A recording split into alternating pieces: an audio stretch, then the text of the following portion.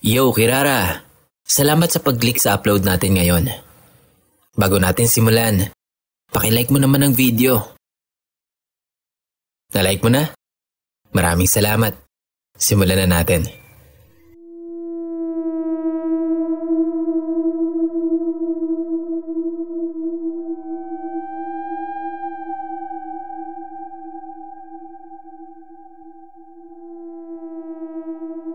Magandang umaga po, Sir Kira.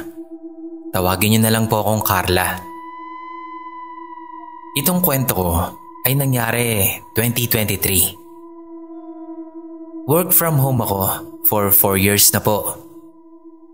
Pagkatapos ng 3 taon ng pagtatrabaho sa iisang kumpanya, ay naging hybrid setup na kami. Every Tuesday and Wednesday, nasa office kami. Then the rest of the week, bahay na. Last year lang pala kami naging hybrid. So last year ko lang din talaga nakilala ng personal yung mga ka-team ko. Medyo may ilangan pa nga nung una, kahit pa close kami sa GC. May isa akong katrabaho na naging close ko talaga. Tawagin na lang natin siyang Ate Maris. Malaki kasi ang tanda niya sa akin. Pero kahit malaki ang agwat namin, nakakasabay talaga siya sa mga tsikahan naming dalawa. And at the same time, kapag kailangan ko ng advice, sa kanya talaga ako lumalapit agad. Sanggang dikit kami kumbaga. May ilan na din kasi sa amin ang nawala at napalitan na. May iba din na nalipat naman ng team. Pero kami, palagi kaming magkasama.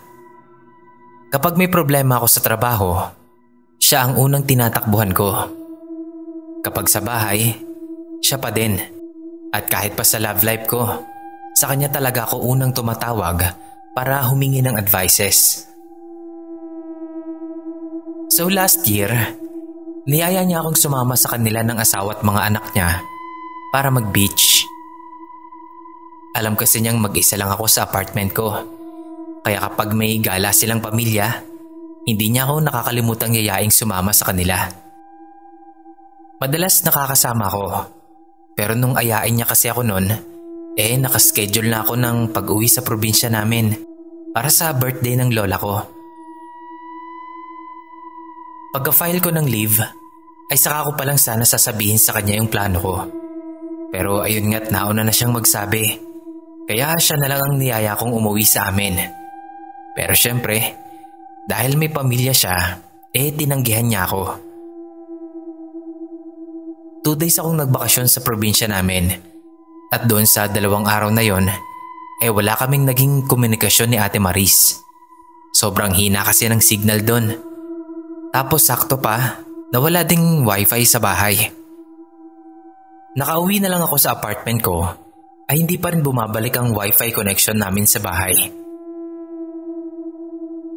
Pag uwi ko, una ko agad minessage si Ate Maris. Ibinalita ko lang na nasa apartment na ako ulit. Pagka-message ko sa kanya, mabilis akong nakatulog dahil sa pagod. Kinabukasan, nakita ko na may isang missed call si Ate Maris sa akin. Kaya agad akong nag-message sa kanya na nakatulog ako agad noong gabi. Kaya hindi ko na nasagot yung tawag niya. Ilang sandali din akong naghintay ng reply niya. Pero wala. Mabilis na dumaan ang araw na yon at nagsimula na ulit ang trabaho ko. Hindi ko alam kung dahil ba 2 araw akong nawala kaya parang naninibago ako o ano. Pero wala pa kasing paramdam noon si Ate Maris. Nung hindi na ako makali, nagtanong na ako sa GC namin. Tinanong ko kung may balita na ba sila kay Ate Maris. Mabilis na sumagot yung isa na baka naka-leave na. Tapos yun nga, dun ko lang naalala na magbi-beach nga pala sila ng pamilya niya. Dun pa lang ako nakahinga ng maluwag. Ewan ko ba kung nabother ako na hindi ko nasagot yung tawag ni Ate Maris nung gabi. Pero hindi lang talaga ako mapakali. Dumaan pa ang ilang araw. Wala pa ring paramdam si Ate Maris sa aming lahat. At mula nung araw na makauwi ako mula sa probinsya namin, hindi na rin siya nawala sa isip ko. Parang may something na hindi ko malaman. Inip na inip akong mag-Tuesday na para makapunta ng office. Baka sakali lang na doon ako makabalita kay Ate Maris. Tuesday, maaga akong pumunta sa office. Nag-aabang ako at hindi naman din ako nagkamali. Nakita ko mula sa taas na naglalakad si Ate Maris papasok ng building. Napatingala pa nga siya kung nasan ako, tapos kumaway ako. At kumaway din naman siya ng pabalik sa akin. Naghintay lang ako sa pwesto ko. Tapos nung makita ko siya, nilingon niya ako. Tapos sabi niya, wait daw. Nakita kong dumiretso siya sa restroom. Pagkatapos nun, nagsunod-sunod naman ang dating ng mga ka-team namin. Kaya nasabi ko na din sa kanila na dumating na si Ate Maris. Ang saya ko pang ibinalita yun sa kanila. Pero nagtinginan lang sila sa akin na parang takang-taka. May isang hindi nakapagpigil. Tinanong niya ako kung hindi ko pa daw ba nababasa sa GC. Nagtataka man, kinuha ko yung cellphone ko sa bag at binuksan ko yung GC namin. Nag-message pala nun yung asawa ni Ate Maris gamit yung account nito. Nasa ospital daw yung asawa niya at nakakoma.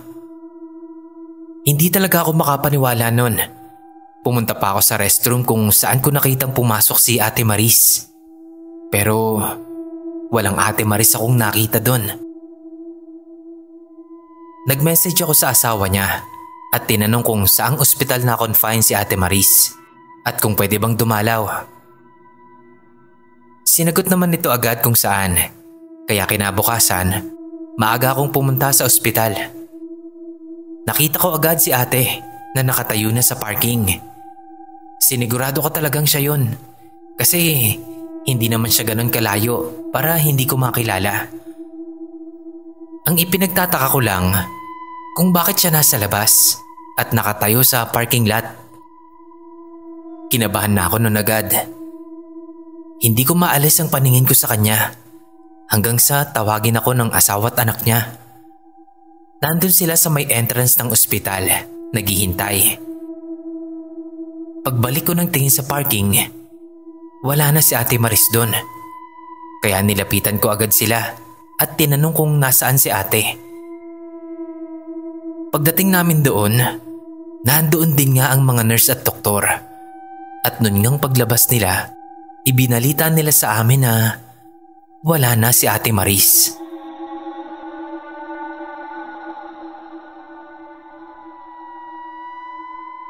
Napaupo na lang ako noon sa waiting area. Hindi ako makaiyak. Kasi naiisip ko yung dalawang sunod na pagpapakita nito sa akin. Hindi ko rin nagawang makapagtrabaho ng maayos nung araw na yon. At nun ngang makauwi ako, doon ko na lang naibuhos yung luha ko.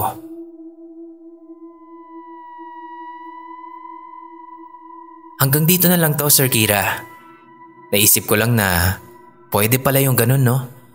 Na kahit hindi pa siya patay, nakakagala na yung kaluluwa niya. O baka doppelganger niya yun. Hindi ko din alam. Anyway, eto na po talaga. Salamat po kung sakaling mabasa niyo to. More power po.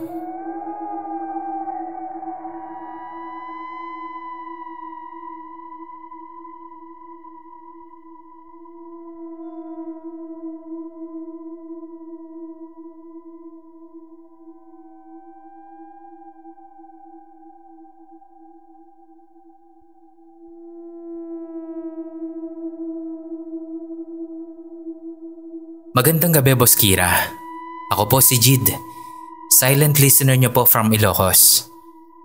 Hindi po talaga ako nagpapapaniwala sa mga paranormal. Until one time na may nakakakilabot akong naranasan. Share ko na lang din at sana po mabasa niyo. Nangyari po ito noong 2018, bago pa mag-pandemic. Yung girlfriend ko po that time, na ex ko na ngayon, ay taga Upland Municipality at ako ay taga dito sa city. 2 oras na biyahe ng motor papunta dun sa kanila. Malayo talaga, pero pag in love ka, malapit lang yan. Nasanay na din po kasi ako na nagmumotor papunta dun sa kanila. Anytime po yan, walang pinipiling oras. Yung daan papunta dun, mountain trail talaga. Wala kang masyadong madadaan ng bahay at tao, lalo na paggabi. Pero never naman pong naging problema sa akin yun, Boss Kira. In love ako nun eh. Until one time, nagpunta ako dun. Wala naman akong naging hassle sa daan at nakarating naman ako ng maayos as usual. Okay naman ang lahat. Nakapag-catch up kami ng GF ko. Kumain at lahat-lahat. 2 AM nun, nung naisipan kong uuwi na ako para hindi nila ako hanapin sa bahay kinaumagahan. Kaya naman nagpaalam na ako sa GF ko at sinabing babalik ako kinabukasan. So yun na nga, pinaandar ko na yung motor at nagsimula ng bumiyahe. Sa daan, sobrang tahimik. Wala ka talagang makikitang tao. Lalo na sa skyline na tuktok ng bundok. Wala ring mga bahay doon. Pero kalmado lang akong bumabiyahe. Kumakanta-kanta pa ako noon nung mapasulyap ako sa side mirror ng motor ko. Meron akong nakitang leeg ng tao. Hindi ko pa yun pinansin nung una kasi ang alam ko, leeg ko yun. Pero napapahedbang din kasi ako kapag kumakantang nagdadrive. Nung masulyapan kong hindi naman gumagalaw yung nakikita kong leeg sa side mirror ko, hindi ko pa yan masyadong binigyan ng pansin. Naisip ko talaga kasi leeg ko yung nakikita ko doon. Nung napaisip ako, maputi yung kutis nun at kulay blue yung damit. Naka-jacket akong red nun. Kaya inulit kong tignan ng mabuti. Pucha, Boss Kira, may nakasakay sa likuran ko at wala siyang muka. Yung mood ko, mabilis na napalitan ng matinding kilabot. Binaba ko agad yung side mirror ko at pinatakbo ng mabilis yung motor. Sa sobrang takot ko, hindi ko na namalayan na nakarating na pala ako sa National Highway kung saan meron ng mga tao at marami na ring sasakyan. Doon ay tumigil na muna ako sa gilid ng kalsada. Muli kong tinignan yung side mirror ko. Pero wala na yung kaangkas ko kanina. Sobra akong kinikilabutan pa rin that time hanggang sa makarating ako sa bahay.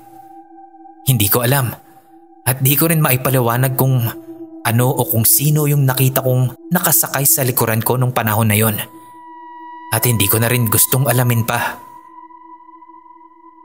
Mula nun, hindi na ako umulit na magdarib pa ng ganoong oras ng mag-isa. Ngayon ay isa ng tourist spot yung skyline na yon at dinadagsana ng mga tao. Yun lang po, Boss Kira. Pasensya na kung magulo. Di po kasi ako marunong magkwento. Pakiayos na lang. Sana po mabasa nyo. Maraming salamat.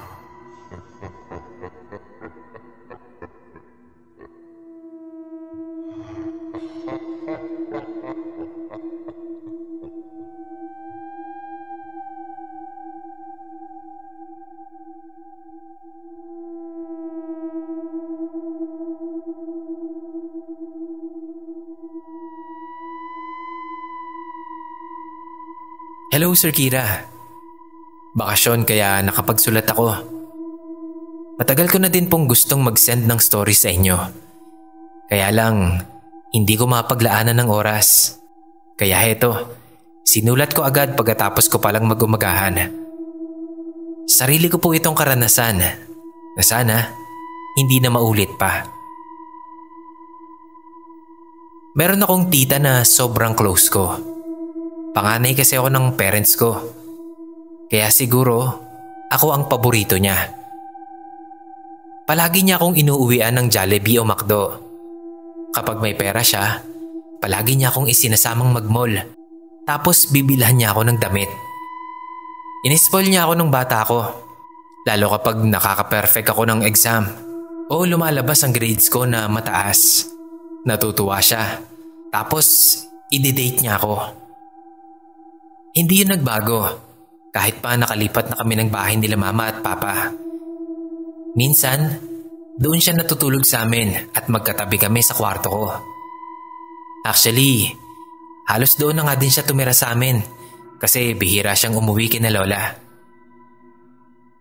Third year high school ako noon. Bakasyon, nasa bahay lang kami. Natutulog ako sa taas sa kwarto ko nung hapon na yon nang managinip ako. Nag-umpisa yung panaginip ko na nasa kwarto ako at natutulog din. Nagising ako noon. Tapos, kinuha ko yung cellphone ko para tignan yung oras. 2:30 PM pa lang. Saglit pa lang akong nakakatulog noon kasi 1:30 nung umakyat ako sa kwarto. Sinubukan ko pang matulog pero hindi na talaga ako inantok. Nung makaramdam ako ng uhaw, tumayo na ako para bumaba. Nasa kalagitnaan pa lang ako ng hagdan. Nakita ko na si mama na binibihisan ng kapatid kong mukhang katatapos palang maligo. Napansin ko noon na parang may iba sa bahay pero hindi ko mawari kung ano. Pero nagdiretso na ako noon sa ref namin. Tapos doon ko napansin na wala yung malaking salamin namin sa sala. Kaya tinanong ko si mama. Pagkatanong ko, nilingon niya ako. Tapos kunot noon niyang sinabi na magpalit na ako ng puting damit. O kahit ano, basta hindi pula. Medyo naguluhan pa nga ako noon, kaya tinanong ko siya kung bakit. Tinignan niya ako ng matagal. Parang iniisip pa kung sasagutin niya ako o hindi. Pero naghintay lang ako doon. Tapos nagbuntong hininga siya.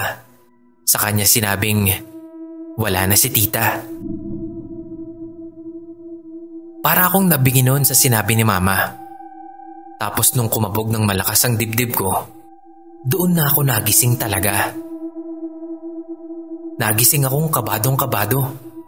Ang tagal ko pang tumulala noon habang nakaupo sa higaan ko. At parang ayoko ding lumabas. Natatakot ako. Napatingin ako noon sa unan ko. Tapos naalala ko noon yung kwento ng classmate ko na kung ayaw mo daw magkatotoo yung panaginip mo, ikagat mo daw sa unan. Ikinagat ko talaga, Sir Kira. Hindi ko alam kung niloloko lang kami ng classmate ko na yon. Pero wala namang mawawala, di ba? Pagkatapos nun, kinuha ko na yung cellphone ko at tinignan yung oras. 2:30. Kinabahan na naman ako. Naiiyak na ako noon sa sobrang kaba talaga. Kaya bago ko tumayo, kumagat ulit ako sa unan at saka ako bumaba. Nanginginig talaga yung kalamnan ko nung makita kong sinusuotan ni mama ng puting t-shirt yung kapatid ko. Tinawag ko si mama at tinanong ko kung nasaan si tita. Sinagot niya ako. Sabi niya, hindi pa daw pumupunta sa amin si tita kaya hindi pa niya alam. Nakahinga agad ako ng maluwag nun. Sa sobrang kaba ko nun, nanuyo talaga yung lalamunan ko. Kaya dumiretso ako sa ref namin. Umiinom ako habang nakatingin sa kapatid ko. Tapos doon ko napansin na wala yung malaking salamin namin. Ma, nasan yung salamin natin? Tanong ko. Nasa labas daw dahil plano daw ni Papa na barnisan yung frame ng salamin. Nasaan po si Papa? Sunod na tanong ko kasi nakita kong wala si Papa sa terrace namin. Pero nandun naman yung mga gamit. Tinawag nila lola mo hindi ko alam. Tapos nun, pinaligo niya na ako dahil naiinitan daw siya sa suot kong pulang damit. Magsuot naman daw ako ng maaliwalas sa mata dahil sa sobrang init ng panahon nun. Umuo na lang ako. Paakyat na ako ng hagdan nung dumating si Papa. Niyakap niya agad si Mama tapos umiyak. Kaya naghintay ako ng sasabihin ni Papa. Pero nung mga oras na yon, parang alam ko na. Alam niyo yung ayaw mo mag-expect, pero naisip mo na agad kung ano yon? Hindi ko pa alam noon kung anong masamang balita ang dala ng tatay ko. Pero naiiyak na ako. Hindi nagtagal noon, tumingin sa akin si Papa. Huminga muna siya ng malalim at saka ibinalita sa akin na wala na si tita. Walang sakit si tita. Hindi din naman na aksidente. Basta hindi na lang daw nagising. Akala daw ni Lola puyat, kaya hinayaan na lang daw nilang matulog. Ang kaso, lumagpas na din yung tanghalian hindi pa rin nagigising. Hinayaan pa din daw nila. Pero nun ngang mag-alauna na, pinilit na nilang gisingin si tita.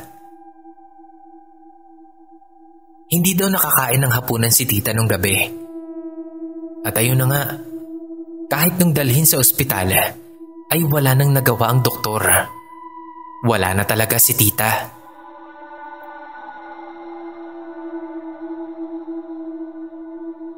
Hanggang dito na lang po, Sir Kira. Sana po talaga hindi na maulit na makapanaginip ulit ako ng ganon. Parang mas doble kasi yung sakit Sana po mabasa niyo itong kwento ko. Salamat.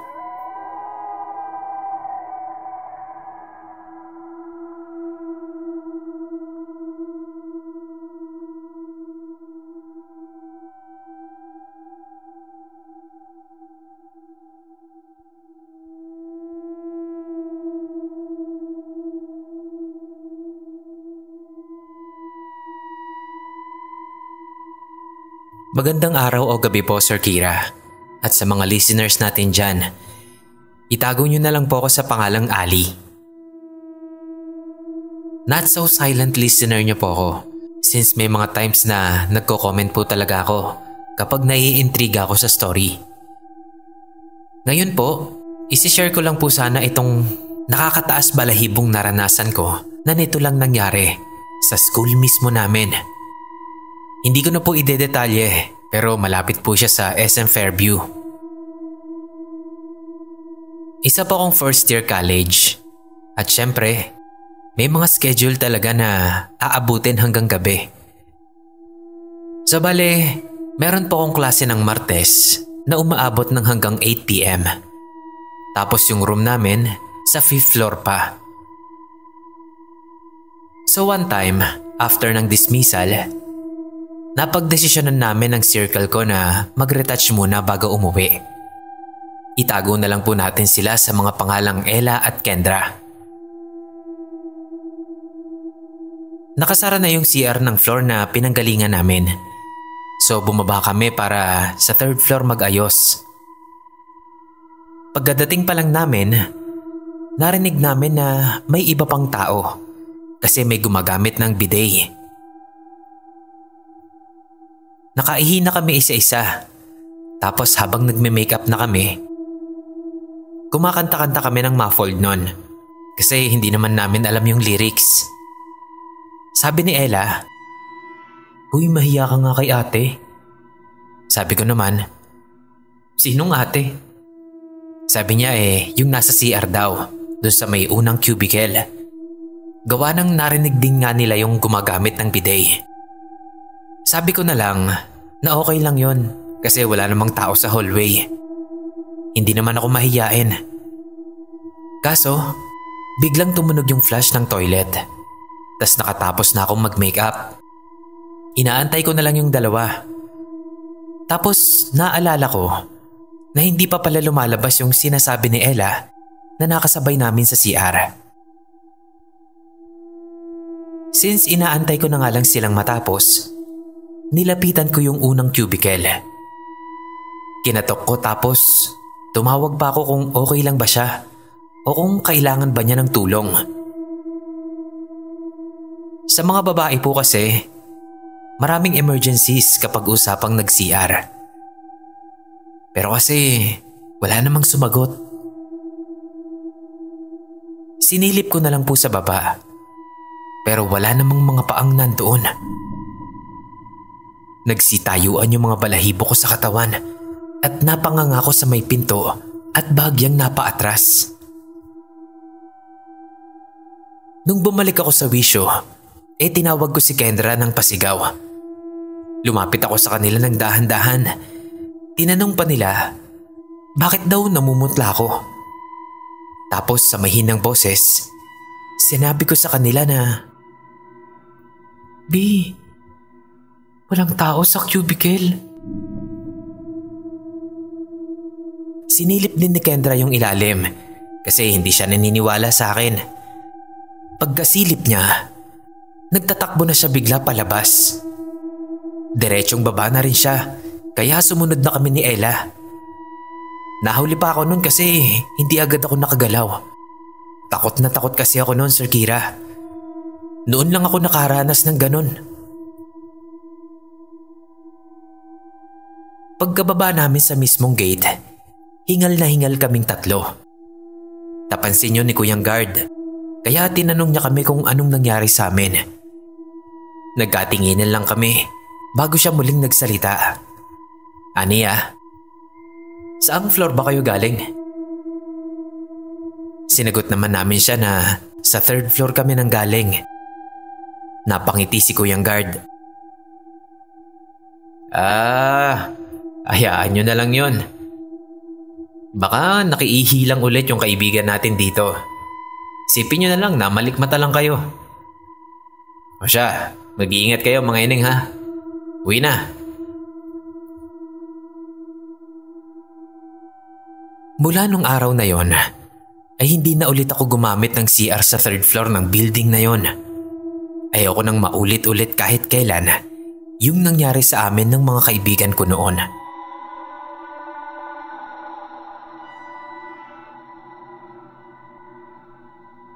Salamat po Sir Kira kung maibabahagi niyo man ito sa channel niyo. Marami pa po akong karanasan na ikukwento sa inyo sa susunod. Since suki talaga ako ng mga elemento at ng mga hindi natin nakikitang nilalang. Joke lang po. Salamat po. Happy listening.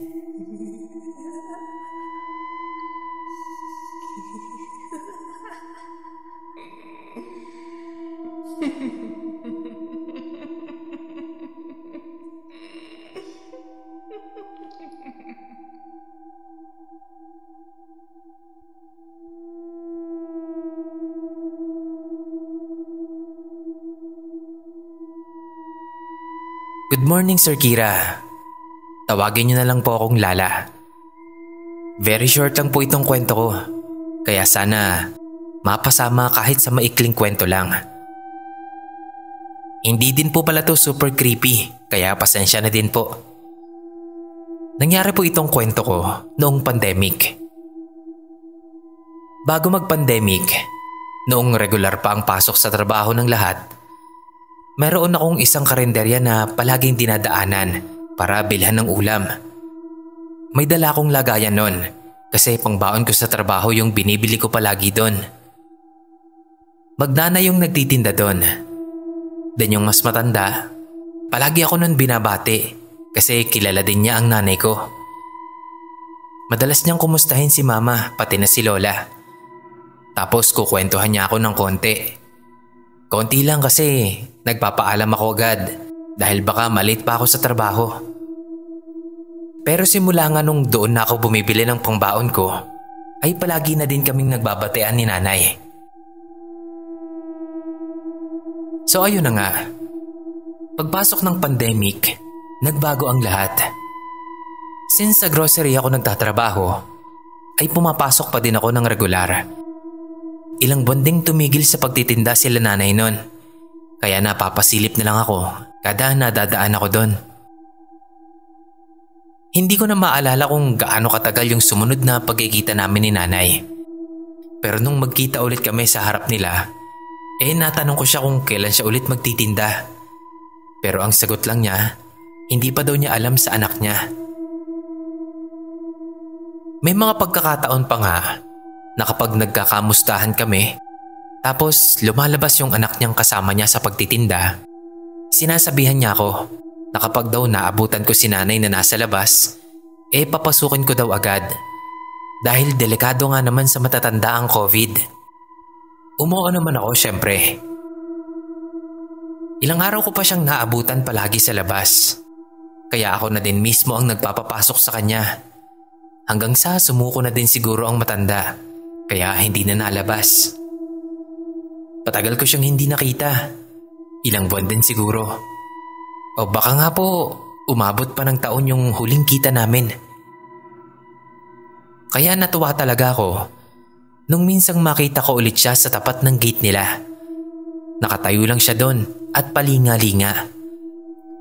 Hindi na masyadong mahigpit nun, kaya siguro nakalabas na ito. Nilapitan ko siya at kinumusta. Ngumiti siya at tinanguan niya ako. Pero dahil medyo nagmamadali na ako nun, nagpaalam din agad ako. Nakasakay na ako sa tricycle. Nung feeling ko may kakaiba kay nanay na ipinagkibit balikat ko na lang. Pagkatapos nun, hindi ko na ulit siya nakita. Nung sumunod na taon, 2022, nagsimula na ulit silang magbukas ng karinderya nila. Bumibili lang ako ng ulam, pero hindi na ako masyadong nagtatagal doon. Kasi hindi ko naman nakikita si nanay. Tapos madalas pa, ay late na akong nakakaalis sa bahay namin. Hanggang sa isang beses, nakaalis ako ng maaga sa bahay at natanong ko si ate na anak ni nanay kung kumusta na ang nanay niya. Kako, matagal ko na kasing hindi nakikita. Medyo nagulat pa nga yata siya sa tanong ko bago niya ako sinagot. Hindi mo pa ba nabalitaan? Matagal nang wala si nanay. Last year pa, January. Sabi niya. Nagulat talaga ako nun. Hala pa nga ako. Tapos bigla kong nasabi, nakita ko pa nga si nanay last year. Ang tagal na nakatitig sa akin ni ate. Tapos sabi niya, imposible daw. Kasi hindi naman na nakalabas si nanay sa ospital hanggang sa huling oras nito. Nung iuwi nila si nanay, ay abo na. Kaya imposible talagang makita ko pa siya. Para talagang nanlaki yung ulo ko nun sa nadinig ko kay ate. Kaya mabilis na akong nagpaalam sa kanya. Gusto ko na lang talagang isipin nun na nagkamali lang ako.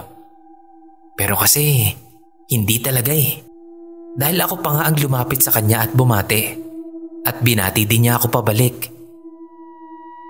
Nung makauwi ako nun, doon ko na lang naisip na ipagdasal si nanay.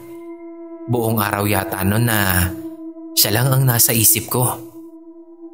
Inisip ko na lang na siguro yun yung way ni nanay ng pamamaalam niya sa akin. Hanggang dito na lang po, Sir Kira. Sorry talaga kung hindi nakakatakot tulad ng ibang kwento ninyo. Pero sana makasama rin ito sa upload nyo sa channel nyo. Salamat po. God bless and more power.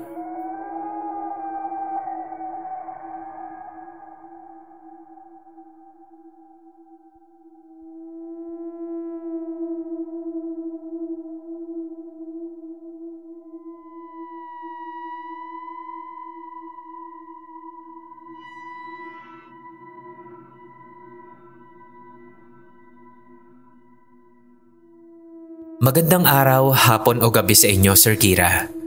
At sa mga kapwa ko kilala. Share ko lang po yung experience ko sa school namin. Noon po, ay hindi ako naniniwala sa mga multo. Kumbaga para sa akin, sila resulta lamang ng ating aktibong imahinasyon. Tinatawanan ko pa nga dati yung mga kaklase kong tila takot na takot kapag kababalaghan na ang pinag-uusapan. Pero lahat ng yun ay nagbago nung isang beses na maiwan kami ng mga kaibigan ko sa aming silid-aralan. Biyernes yon at wala nang masyadong estudyante. Tanging pagtawa namin at pagpatak na lang ng ulan ang maririnig sa buong room at sa buong paligid. 6 lang kami nun, kasi umuwi na yung iba pa naming mga kaklase. Yun ang inaakala namin. Siyempre kapag kasama ang mga kaibigan, hindi maiiwasang magkatakutan. Kinanta ko nun yung sikat na audio sa TikTok nung panahon na yon, yung hide and seek. Umuulan nun, kaya malamig at saka makulimlim ang kalangitan. Manipis ang boses ko, kaya nakakatakot talaga. Pati nga ako, pinaninindigan ng balahibo. Hanggang sa biglang namatay ang ilaw. Hindi ako nagulat. Alam ko kasing pinagtitripan lang kami ng ibang kaibigan namin. Kaya naman nagkatinginan lang kaming lahat, sabay tawa. Ipinagpatuloy ko ang pagkanta. Pero nagpatuloy yung pagpapatay sinde ng ilaw. Sa ikatlong beses na pagkapatay ng ilaw, may naramdaman na akong kakaiba. Sa gilid ng mata ko, may nahagip akong isang figura ng tao. Yun nga lang, wala itong ulo. Nilingon ko yun ng mabilis, pero wala akong nakita. Napatili ako ng malakas nun, sabay takbo ng mabilis palabas ng pinto. Ganon na rin ang gulat ko nang sabay-sabay kaming anim na tumakbo palabas. Yun pala, hindi lang ako ang nakakita. Yung isa sa amin, ulo lang daw yung nakita.